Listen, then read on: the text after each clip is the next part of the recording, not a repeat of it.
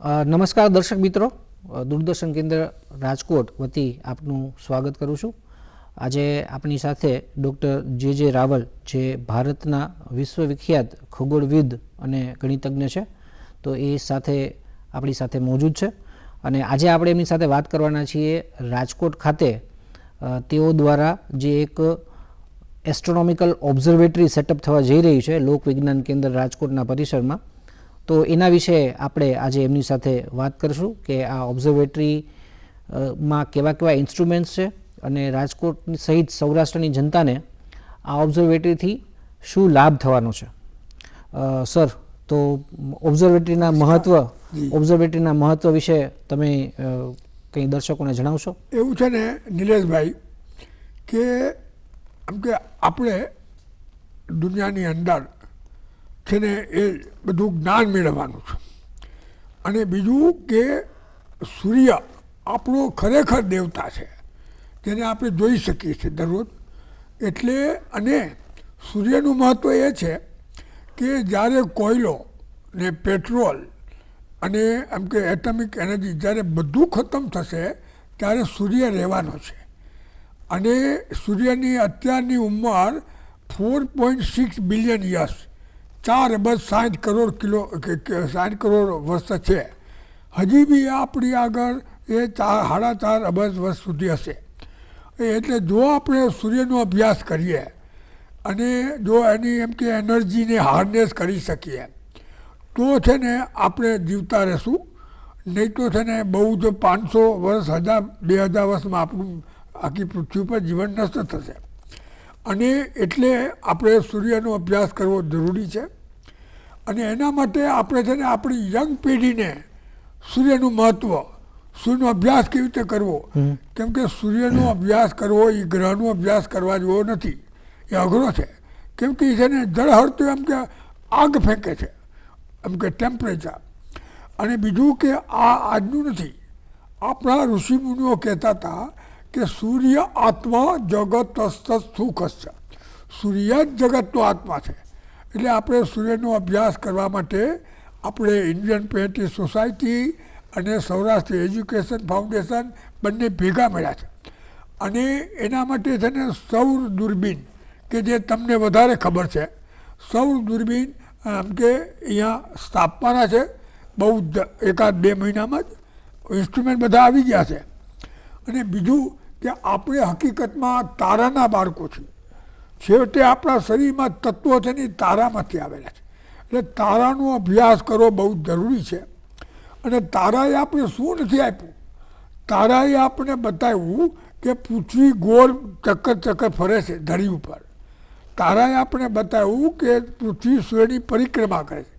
તારાએ આપણે બતાવ્યું કે પૃથ્વીની ધરી વાંકી છે.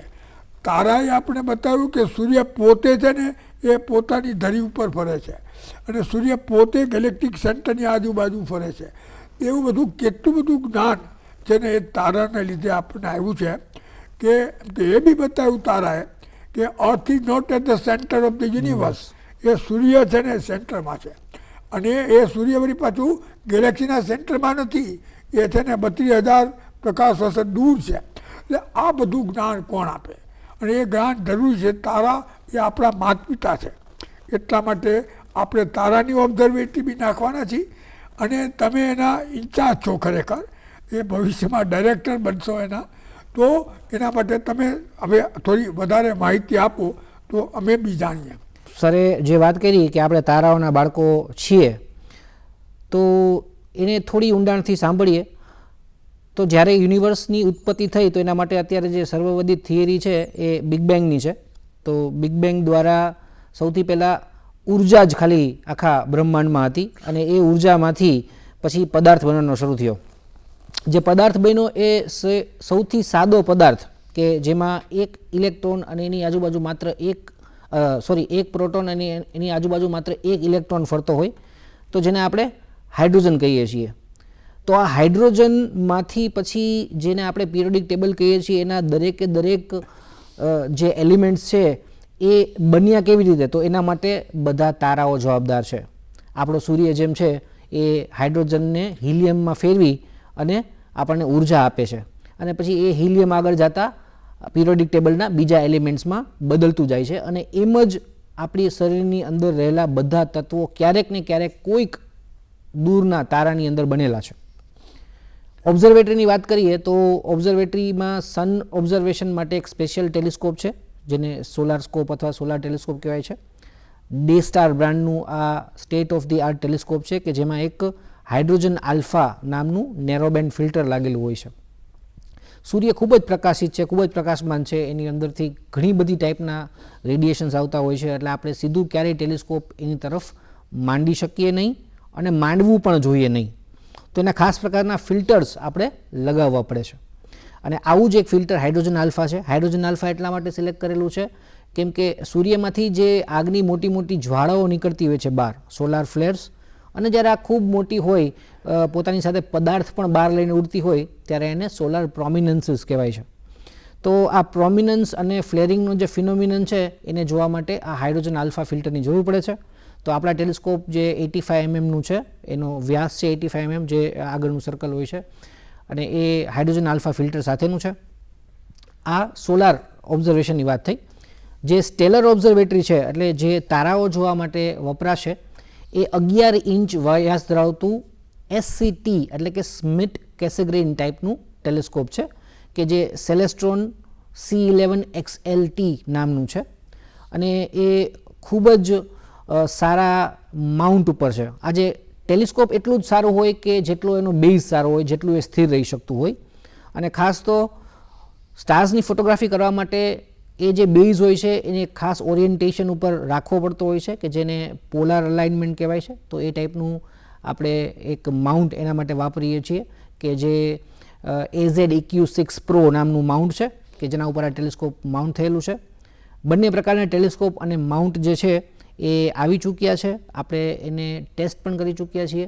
ઓબ્ઝર્વેટરીનો ડોમ છે એ પ્રીફેબ ટાઈપનો હશે, પ્રીફેબ્રિકેટેડ, 3 મીટર એનો ડાયામીટર છે અને એનું ઇન્સ્ટોલેશન જે છે એ મોસ્ટ પ્રોબેબલી જાન્યુઆરીના બીજા કે ત્રીજા વીકમાં પૂરું થઈ જશે અને પછી આ ઓબ્ઝર્વેટરી છે એ કાર્યાન્વિત થઈ જશે.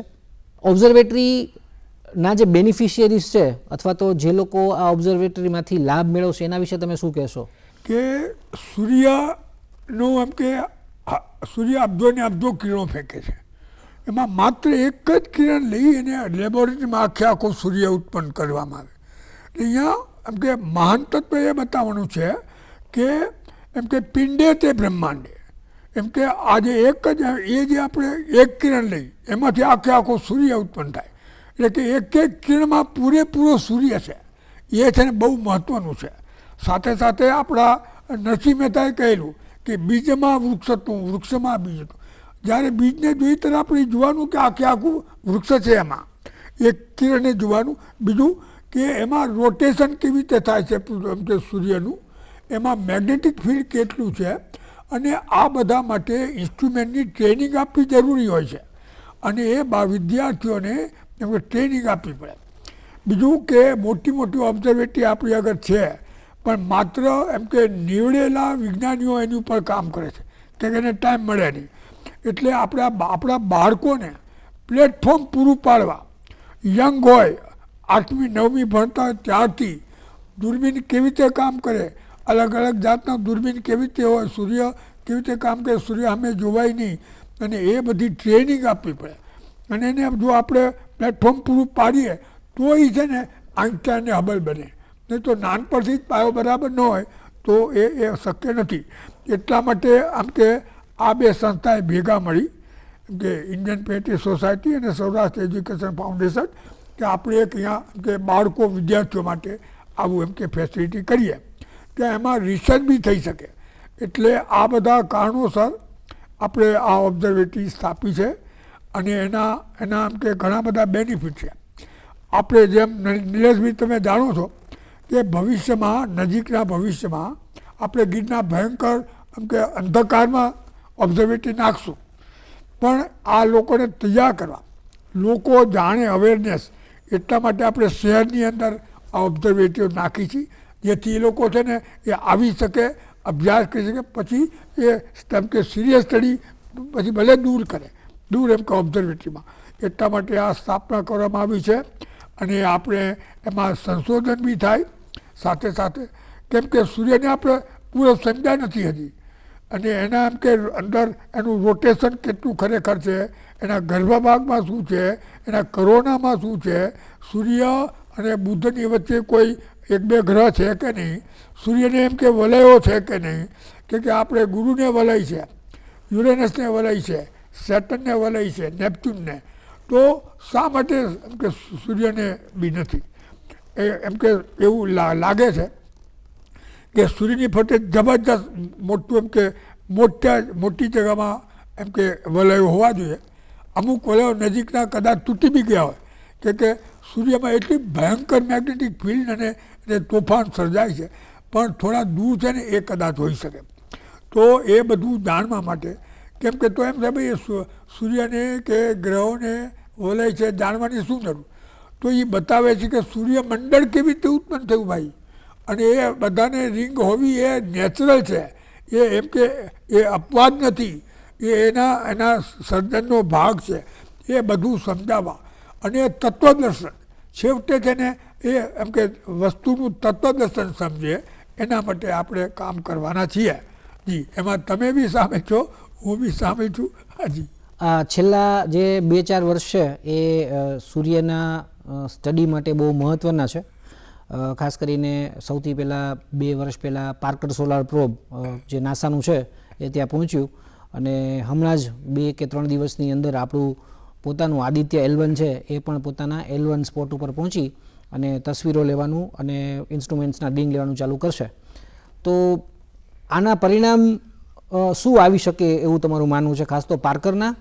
કેમ કે પાર્કરના પરિણામો છે એ આદિત્ય L1 કરતાં થોડા અલગ હોવાના, કારણ કે એ સૂર્યના વાતાવરણમાં સુધી છેક ડૂબકી મારે છે અને પછી એમાંથી ડેટા ભેગું કરીને લાવે છે.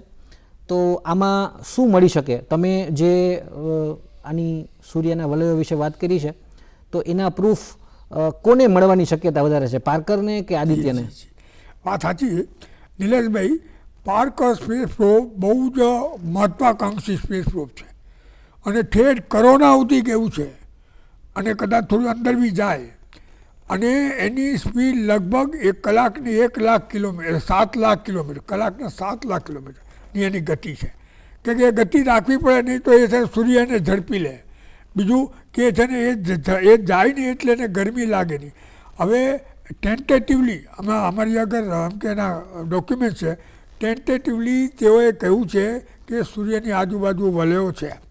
એમ બી બતાવ્યું છે કે અમુક જગ્યા તદ્દન કોરી છે, પણ ફાઇનલ છે ને એ ફાઇનલ થયું નથી. અને આ એમ કે પાર્કર સ્પેસ પ્રોબ એ કદાચ છે ને એ શોધવા માટે વધારે એમ કે આશા છે આપણને. અને એ પાર્કર હારે બી અમારે ઓલા છે, કોરસ્પોન્ડન્સ છે, ઇવન નાસા હારે, ઇવન એ ઇસરો સાથે. ઇસરોનું જે એમ કે આદિત્ય L1 છે, આદિત્ય એટલે સૂર્ય, અદિતિનો પુત્ર આદિત્ય. તો આદિત્ય L1 જે છે એ છે ને એ પૃથ્વીથી 15 લાખ કિલોમીટર દૂર છે.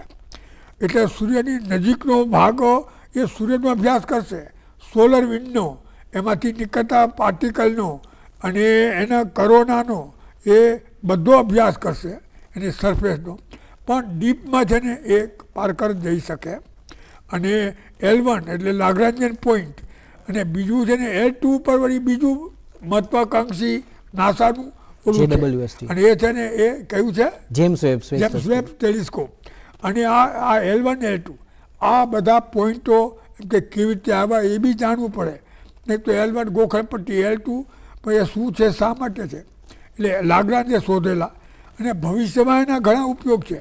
ત્યાં છે ને સ્પેસ કોલોનીઝ તપાસે, ત્યાં છે ને એ મોટા મોટા સોલર પેનલ્સ તપાસે, અને આપણે છે ને અહીંયા ઉર્જા પૂરી પાડશે, વિદ્યુત પૂરી પાડશે.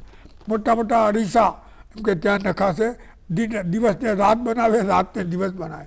તો આ બધી અદ્ભુત બધી માયાઓ છે, એ છેવટે છે ને પ્યોર સાયન્સમાંથી આવી છે.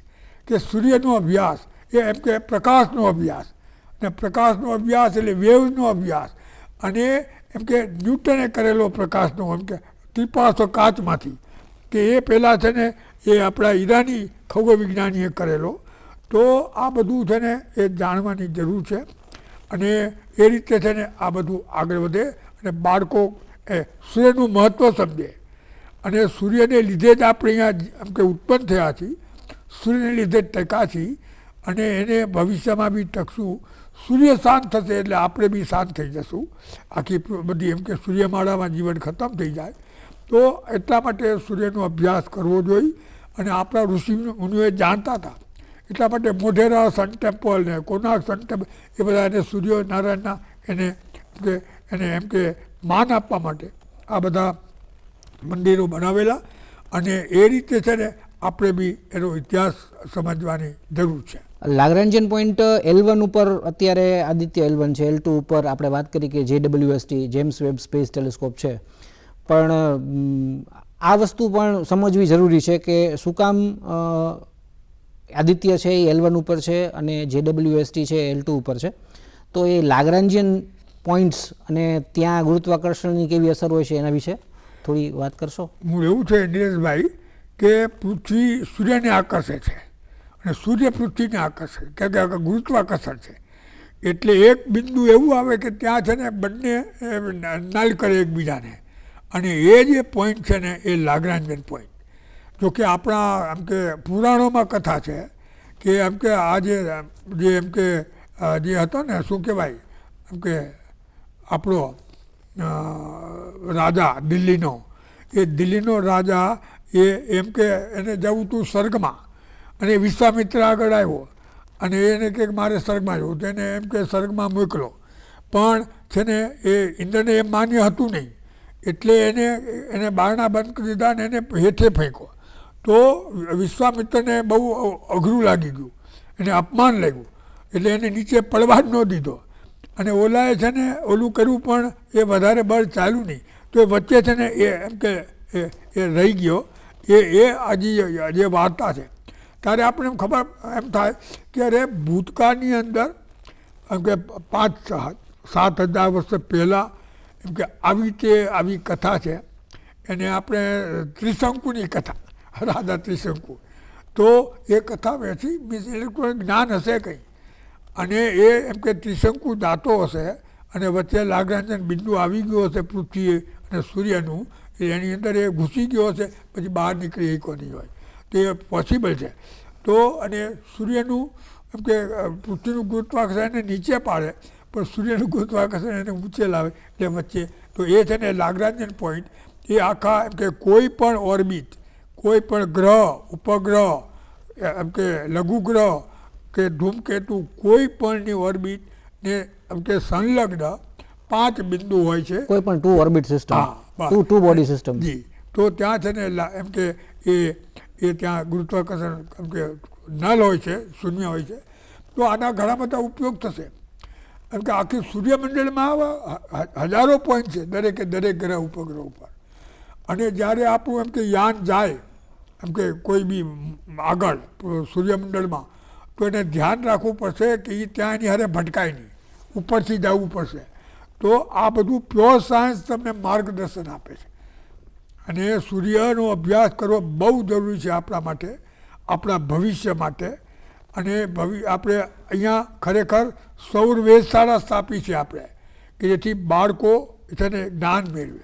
ઓબ્ઝર્વેટરીની આપણે વાત કરીએ તો દુનિયાની સૌથી પહેલી ઓબ્ઝર્વેટરી છે તો એ તો એવી જ હશે કે ત્યાં કોઈ બિલ્ડિંગ જ નહીં હોય અને કોપરનિકસ કે બ્રાહે છે એ તો ખાલી પોતાની છત ઉપરથી, આપણે ચાર્લ્સ મેસિયરની વાત કરીએ તો એણે એક પેરિસની હોટલમાં એક ટોપ ફ્લોર ઉપર રૂમ રાખ્યો તો એમાંથી જ આકાશ દર્શન કરતો. કેમ કે ત્યારે જે છે એ લાઇટ્સ નહોતી, આર્ટિફિશિયલ લાઇટ્સ નહોતી અને આટલું લાઇટ પોલ્યુશન નહોતું.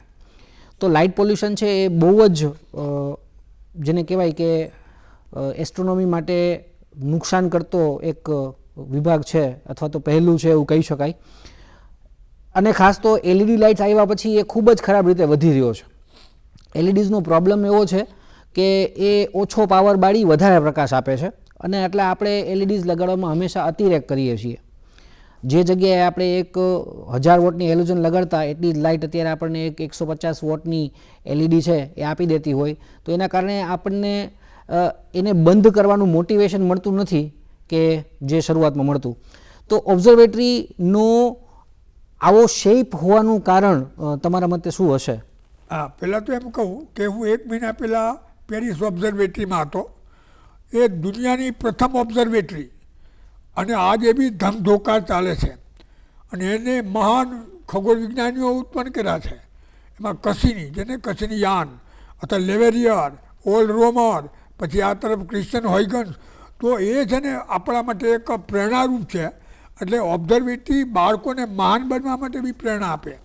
અને આપણે જોઈએ કે તમે શું કહ્યું સવાલ તમારો? ઓબ્ઝર્વેટરીનો શેપ. હા, ઓબ્ઝર્વેટરીનો શેપ છે ને એ આમ કે ડોમ શેપ, કેમ કે ઇટ એકચ્યુઅલી આમ કે પૂરા આકાશને એમ કે નકલ કરે છે. એટલા માટે એ જરૂરી. અને પૃથ્વી ગોળ છે અને આકાશ બી છે ને ગોળ છે. અને એટલા માટે જરૂરી છે નોર્થ સાઉથ, એટલે એનું ડોમનું ઓલું છે. પણ જો એમ કે ઓબ્ઝર્વેટરીમાં ડોમ ન હોય, છપરું ન હોય, તો બી સીધું આકાશ બી આપણે ઓબ્ઝર્વેશન કરી શકીએ. પણ આ છે ને એક પ્રેરણારૂપ થાય છે. એનું તમે ગોળ ડોમ જો ખબર પડે કે આ ઓબ્ઝર્વેટરી છે. છાપરું રાખો, એસ્થેટિક એની અસર એવી થાય. એટલે એ બી અસરકારક છે ને કે આજે માણસે એ રીતે બી જોવું જોઈએ. એના બી એમ કે ઉપયોગો છે કે માણસે એમ કે શું કહેવાય કે વસ્ત્રો જે છે એ છે વાસપ્રધાનમ ખલુ યોગ્યતાયા. કોઈ પણ જગ્યાએ તમે સારા કપડાં પહેરીને જાઓ સારું છે. હા, લક્ઝરીસ નહીં, આપણે ઓલા નહીં એ રીતે એમ કે, પણ એમ કે સુંદર રીતે, આકર્ષક રીતે, અથવા તો એ રીતે કપડાં પહેરો તો તમારે એ એક અભિયાન છે, એક એમ કે શું કહેવાય કે એક વિચાર છે. અને એવા બધા વિચારોમાં પણ એ તેને ડોમ હોવો જરૂરી હોય છે. તો આ ઓબ્ઝર્વેટરી જે છે એ લગભગ 15થી 20 દિવસમાં આપણા રાજકોટ ખાતે કાર્યાન્વિત થઈ જશે. અને એ પછી રાજકોટના અને ખાસ તો આખા સૌરાષ્ટ્રના વિદ્યાર્થીઓને એ પછી શાળાના હોય, કોલેજના હોય, એનો લાભ લઈ શકે એના માટેની જે વ્યવસ્થા છે એ આપણે ગોઠવીશું. તો આ સાથે આપણે ચર્ચા અહીં પૂરી કરીએ. એક પોઈન્ટ અમે છે ને નીરજભાઈ, આપણે અહીંયા પ્રોફેસર પ્રહલાદ ચુનીલાલ વૈદ્ય, PC વૈદ્ય, એ મહાન ગુજરાતના એ ખગોળ વિજ્ઞાની અને ગણિત વિજ્ઞાની હતા કે જે આઈન્સ્ટાઈન લેવલના ગણાય. અને એને માન આપવા આપણે છે ને અહીંયા રિસર્ચ ઇન્સ્ટિટ્યૂટ ખોલવાના છીએ વેરી સૂન. એમાં એસ્ટ્રોફિઝિકલ એન્ડ એસ્ટ્રોનોમિકલ, એમાં આપણે બધા સાથે હશું અને લોકો સંશોધન કરે. સંશોધન છે ને ઇનોવેશન, નવા આઈડિયા એમને એમ ન આવે. ચર્ચા અને આખો માહોલ ઉત્પન્ન કરવો પડે, એને એન્વાયરમેન્ટ ઉત્પન્ન થાય તો જ આગળ વધે. એ રીતે આપણે કરશું. જલ્દીથી ફરી પાછા આપણે ઓબ્ઝર્વેટરીમાં મળશું. Thank you very much.